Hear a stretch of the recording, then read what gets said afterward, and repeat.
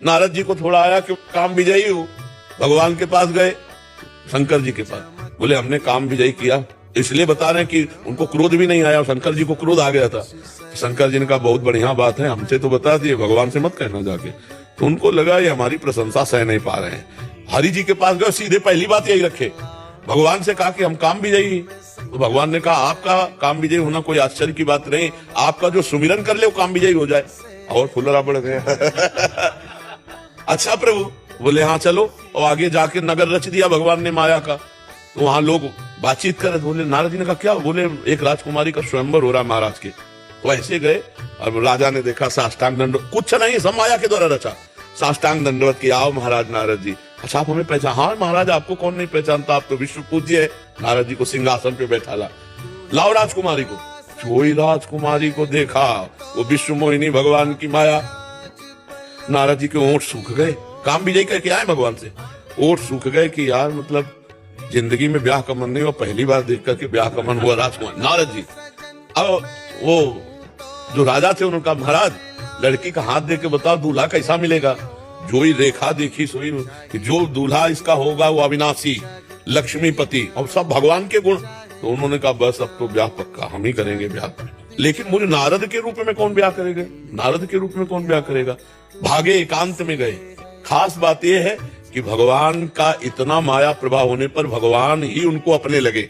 देखो एकांत में गए और कहा कि नाथ जल्दी प्रकट हो, हमारी एक इच्छा है। भगवान प्रकट हो गए। कहा प्रभु इस समय तपस्या के द्वारा वो रूप तो नहीं प्राप्त किया, आपकी कृपा के द्वारा। प्रभु अगर आपका हरि रूप मिल जाए, तो उनको लगा कि भगवान का रूप मिलेगा, फट से जयमाला आ जाएगी। तो कहा एक बात बहुत जोर की निकल गई, जय विधि होए नाथ हित मोरा करो सुबेग। भगवान ने इसी बात को पकड़ लिया, कहा जय विधि हुई है परम हित, हित है नहीं परम हित। जाओ तुम्हें हरि का रूप दिया।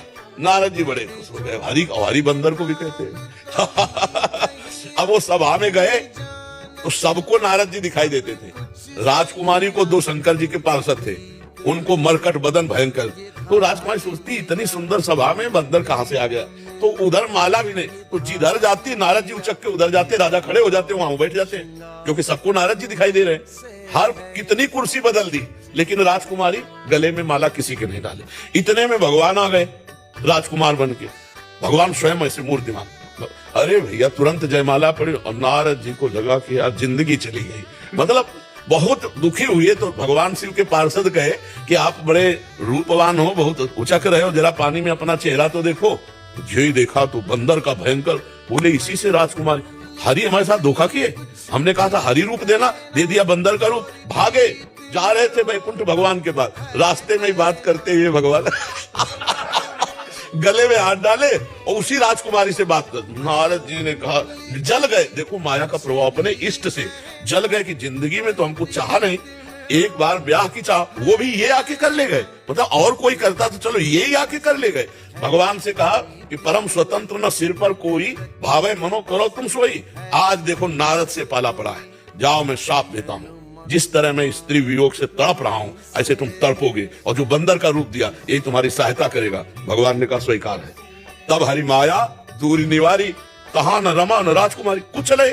अरे नारद जी चरणों में, हे भगवान त्राहि माम त्राहि माम। ऐसी है भगवान की माया।